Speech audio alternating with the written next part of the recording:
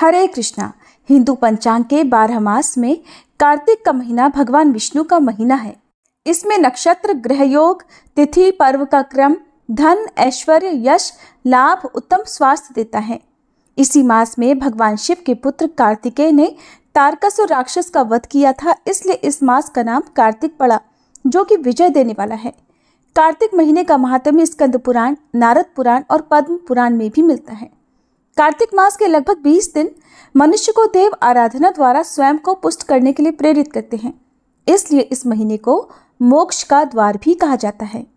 पद्म पुराण में उल्लेख है कि पूर्व जन्म में आजीवन एकादशी और कार्तिक व्रत का अनुष्ठान करने से ही सत्यभामा जी को श्री कृष्ण की अर्धांगिनी होने का सौभाग्य प्राप्त हुआ था। व्रत और तप की दृष्टि से कार्तिक मास को परम कल्याणकारी, श्रेष्ठ और दुर्लभ कहा गया है। भविष्य पुराण की कथा के अनुसार एक बार कार्तिक के महीने में श्री कृष्ण को राधा जी से कुंज में मिलने के लिए आने में देर हो गई। कहते हैं इससे राधा जी क्रोधित हो गई और उन्होंने श्री कृष्ण के पेट को लताओं की रस्सी बनाकर उससे बांध दिया। वास्तव में मैया यशोदा ने किसी पर्व के कारण कन्हैया को घर से बाहर निकलने नहीं दिया था। जब राधा जी को वस्तु स्थिति का बोध हुआ, उन्हें सारी बात पता चली, तो वे लज्जित हो गई। उन्होंने तत्काल क्षमा याचना की और दामोदर श्री कृष्ण को बंधन मुक्त कर दिया। इसलिए कार्तिक मास को श्री राधा दामोदर मास भी कहा जाता है। आश्विन पूर्णिमा यानी शरद पूर्णिमा के दिन से ही कार्तिक स्नान प्रारंभ हो जाता है। कार्तिक मास में तुलसी जी का पौधा लगाना और तुलसी विवाह करना सर्वोत्तम माना जाता है। इस महीने में दान करने से अक्षय शुभ फल की प्राप्ति होती है। खास तौर पर दीपदान करने से बड़ा लाभ मिलता है। कार्तिक माह में पूर्ण निष्ठा और भक्ति भाव से पूजा करने से सभी मनोकामनाएं पूरी होती हैं। इस महीने में बड़े और मुख्य 30 त्योहार पड़ते हैं। कार्तिक महीने की शुरुआत शरद पूर्णिमा से हो जाती है। इसके बाद करवा चौथ, धनतेरस, रूप चौदस, दीपावली, गोवर्धन पूजा, भैया दूज, देवउठनी एकादशी आदि पर्व मनाए जाते हैं। चलिए आपको बताते हैं साल 2024 में कार्तिक मास कब से शुरू हो रहा है, कब समाप्त होगा और इस महीने में पड़ने वाले कौन कौन से मुख्य त्योहार किस तिथि को पड़ेंगे। साल 2024 में कार्तिक मास प्रारंभ होगा 17 अक्टूबर गुरुवार को शरद पूर्णिमा के दिन से और कार्तिक मास की समाप्ति होगी 15 नवंबर शुक्रवार को देव दिवाली के दिन। 20 अक्टूबर रविवार करवा चौथ, संकष्टी गणेश चतुर्थी, 24 अक्टूबर गुरुवार अहोई अष्टमी, 28 अक्टूबर सोमवार रमा एकादशी गोवत्स द्वादशी, 29 अक्टूबर मंगलवार धनतेरस, 30 अक्टूबर बुधवार मासिक शिवरात्रि, 31 अक्टूबर गुरुवार नरक चतुर्दशी, 1 नवंबर शुक्रवार दीपावली जिस दिन कार्तिक अमावस्या है, 2 नवंबर शनिवार गोवर्धन पूजा, 3 नवंबर रविवार भाई दूज, 7 नवंबर गुरुवार छठ पूजा, 9 नवंबर शनिवार गोपाष्टमी, 10 नवंबर रविवार अक्षय नवमी, 12 नवंबर मंगलवार देव प्रबोधनी एकादशी यानी देव उठान एकादशी, 13 नवंबर बुधवार तुलसी विवाह, 14 नवंबर गुरुवार वैकुंठ चतुर्दशी और 15 नवंबर शुक्रवार को कार्तिक पूर्णिमा के दिन देव दिवाली के दिन जिस दिन मणिकर्णिका स्नान भी किया जाता है, कार्तिक मास की समाप्ति होगी। भगवान श्री कृष्ण कहते हैं, न कार्तिक समो मासो न कृतेन समम युगम न वेदम सदृशम शास्त्रम न तीर्थम गंगायम समम। अर्थात कार्तिक के समान कोई मास नहीं, सत्यु के समान कोई युग नहीं, वेद के समान कोई शास्त्र नहीं और गंगा के समान कोई तीर्थ नहीं। इसलिए इस पवित्र मास में यदि हो सके तो हर दिन ही गंगा जी में स्नान करना चाहिए, नहीं तो हर दिन गंगा जल मिले पानी से स्नान अवश्य करना चाहिए। इसके बाद तुलसी जी के पौधे की सुबह और शाम सेवा और दीपदान करना चाहिए। इस महीने में आपको अपनी सामर्थ्य के अनुसार दान करना चाहिए। कार्तिक महीने के अंतिम 5 दिनों को पंच भिखु या भीष्म पंचक व्रत के नाम से जाना जाता है। जो भक्त पूरे कार्तिक के महीने में उपवास न कर पाए वो अंतिम 5 दिनों में भी व्रत कर सकते हैं, लेकिन इस बार तिथियों की गड़बड़ के कारण पंच भिखु व्रत केवल 4 दिनों के होंगे और व्रत प्रारंभ होंगे 12 नवंबर मंगलवार को देव उठान एकादशी से और व्रतों की समाप्ति होगी 15 नवंबर शुक्रवार को कार्तिक पूर्णिमा के दिन। अब जानिए कि कार्तिक मास में क्या करना चाहिए, कौन कौन से नियमों का पालन करना चाहिए और क्या क्या सावधानी बरतनी चाहिए और क्या क्या काम नहीं करने चाहिए। शास्त्रों के अनुसार इस महीने में मांस, मछली और मट्ठे का त्याग करना चाहिए। पूरे महीने संयम से रहना चाहिए। इसके अलावा व्रत, उपवास और नियम के साथ तप करना चाहिए। कार्तिक माह के पहले दिन यानी आश्विन पूर्णिमा के दिन से कार्तिक स्नान प्रारंभ होता है।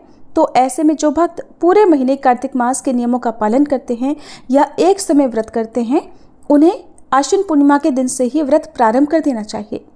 कार्तिक मास में कुछ भक्त पूरे महीने उपवास रखते हैं और शाम की पूजा करने के बाद केवल एक समय शुद्ध सात्विक भोजन ग्रहण करते हैं, जिसमें आप नॉर्मल अन्न ग्रहण कर सकते हैं। और इसके अलावा कुछ भक्त जो पूरे महीने में व्रत रखने में समर्थ नहीं होते हैं, वे कार्तिक महीने में पड़ने वाले मुख्य दिनों में या फिर अंतिम 5 दिनों में, जिन्हें पंचभीखु व्रत कहा जाता है, उन दिनों में व्रत रख सकते हैं। सबसे पहला नियम होता है कार्तिक महीने का दीपदान। शास्त्रों के अनुसार कार्तिक मास में सबसे प्रमुख काम दीपदान करने का बताया है।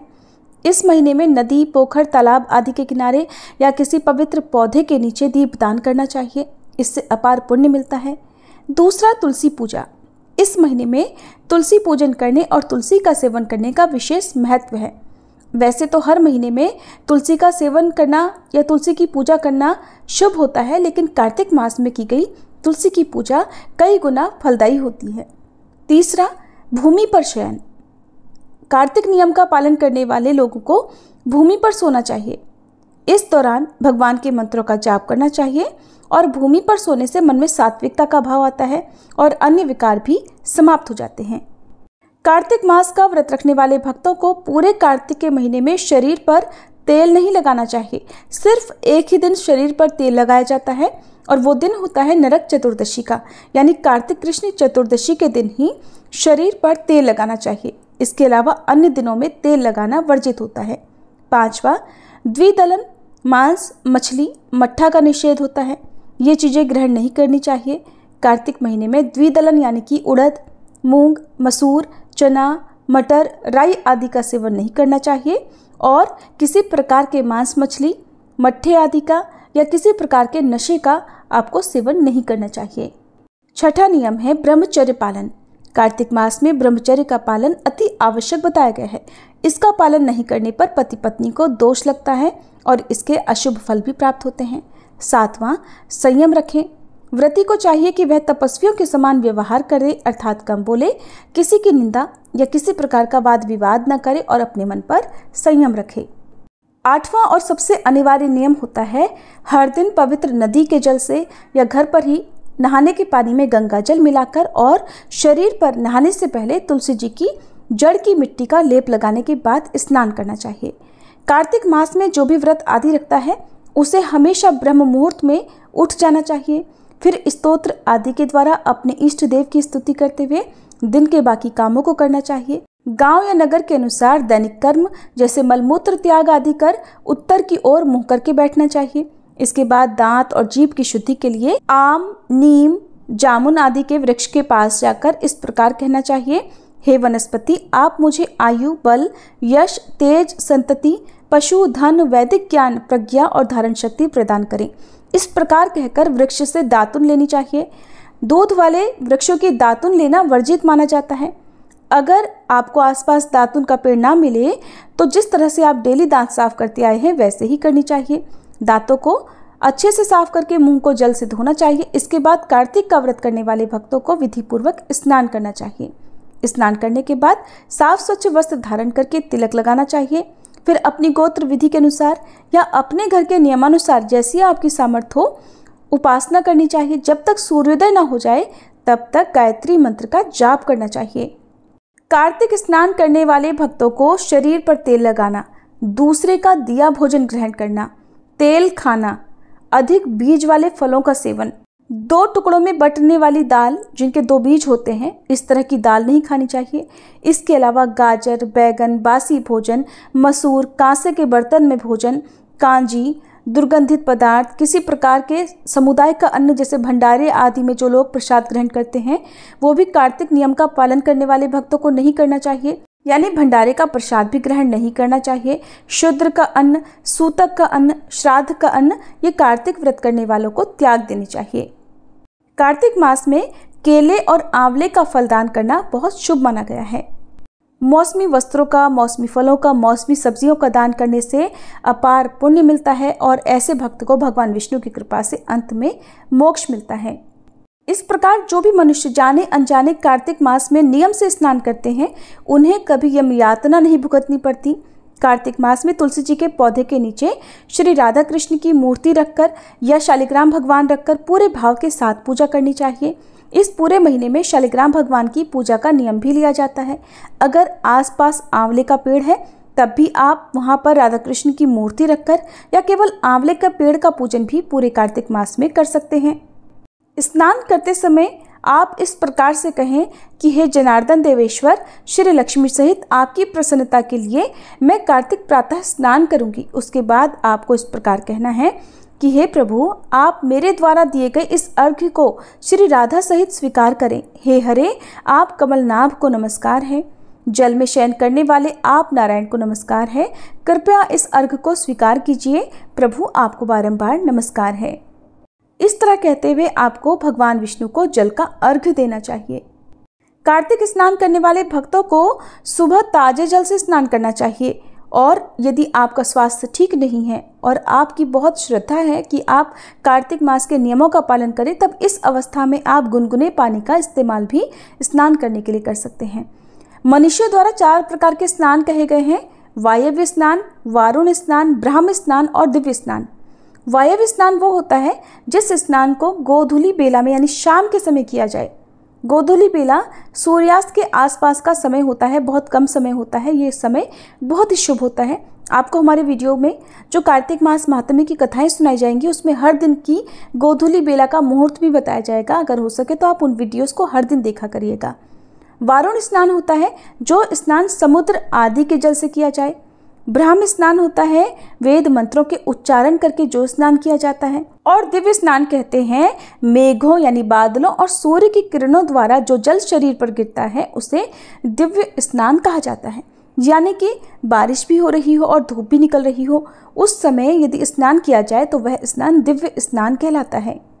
अब ये भी जानिए कि कार्तिक मास में किन किन देवी देवताओं की विशेष रूप से या मुख्य रूप से पूजा की जाती है। तो इस पूरे ही महीने में भगवान विष्णु, माता लक्ष्मी जी, शालिग्राम भगवान जी, भगवान श्री कृष्ण के बाल स्वरूप यानी लड्डू गोपाल जी की, यम देवता की, धर्मराज जी की, धन्वंतरी महाराज की, चित्रगुप्त जी की और तुलसी माता की पूजा की जाती है। तुलसी जी की पूजा करने के लिए सुबह सवेरे यानी सूर्योदय से पहले अंधेरे अंधेरे में उठकर स्नान करने के बाद सुबह दीप जलाएं। अगर किसी कारण से आप सुबह जल्दी उठने में समर्थ नहीं हैं तो कम से कम शाम के समय हर दिन नियम से तुलसी जी के पौधे में दीप जलाने का या तुलसी जी की सेवा करने का संकल्प ले सकते हैं। शाम के समय भी आपको विधि विधान से तुलसी माता की पूजा करके श्री तुलसी चालीसा का पाठ और तुलसी माता की कथा भी सुननी चाहिए। और जो भक्त केवल अंतिम 5 दिनों के व्रत रखते हैं, जिन्हें भीष्म पंचक या पंच भीखु व्रत कहा जाता है, उन सभी भक्तों को भी जो भी नियम इस वीडियो में बताए गए हैं उन सभी नियमों का पालन करना चाहिए। इस तरह से करने से आपको पूरे कार्तिक मास में किए गए व्रत का पुण्यफल केवल अंतिम 5 दिनों में ही मिल जाता है। अब आपको कार्तिक स्नान की एक छोटी सी और बहुत सुंदर कथा सुनाते हैं। इस तरह की कथाएं आप हमारे चैनल पर कार्तिक मास में हर दिन सुन सकते हैं। एक कथा के अनुसार किसी गांव में एक बुढ़िया रहती थी। उसकी एक पुत्रवधू भी थी। कार्तिक का महीना आता तो बुढ़िया 12 कोस नहाने जाती, लेकिन उसकी बहू वहीं पतीले में पानी डालकर कहती कि मन चंगा तो कठौती में गंगा, और गंगा जी उसके लिए वहीं आ जाती। इस तरह बहू घर में बैठे बैठे ही कार्तिक का गंगा स्नान कर लिया करती। एक बार कार्तिक नहाते हुए सास की नथ बह गई और बहकर वह बहू के नहाने वाले पतीले में आ गई। तो बहू ने वह नथ उठाकर रख ली। सास स्नान करने के बाद जब घर वापस आई तो बड़ी उदास थी कि उसकी नथ तो बह गई। बहू ने सास को उदास देखकर पूछा कि माँ जी आप उदास क्यों हो? सासू ने कहा कि बहू आज मेरी नथ गंगा जी में बह गई है। तो बहू कहने लगी अच्छा माँ जी वो नथ, वो तो मेरे पास है। सासू ने पूछा कि वो तुम्हारे पास कैसे आई? बहू ने कहा सासू जी आप तो 12 कोस कार्तिक नहाने जाती हैं, मैं तो यहीं कटड़े में पानी डालकर कह देती हूँ कि मन चंगा तो कठौती में गंगा, और गंगा जी बहकर स्वयं मेरे पास आ जाती हैं, जिससे मैं स्नान कर लेती हूँ। आज गंगा जी बहकर आई तो उसी में आपकी नथ भी आ गई, जिसे मैंने उठाकर संभाल कर रख दिया। इस कहानी के बाद कहना चाहिए कि जैसे बहू की आई वैसे सभी की आए, लेकिन जैसे सास की आई वैसे कभी किसी की ना आए। प्रेम से बोले कार्तिक मास की जय। ये थी आज की वीडियो। अगर आपको जानकारी अच्छी लगी हो तो वीडियो को लाइक करके कमेंट बॉक्स में हरे कृष्णा लिखकर वीडियो को ज़्यादा से ज़्यादा शेयर भी कीजिएगा।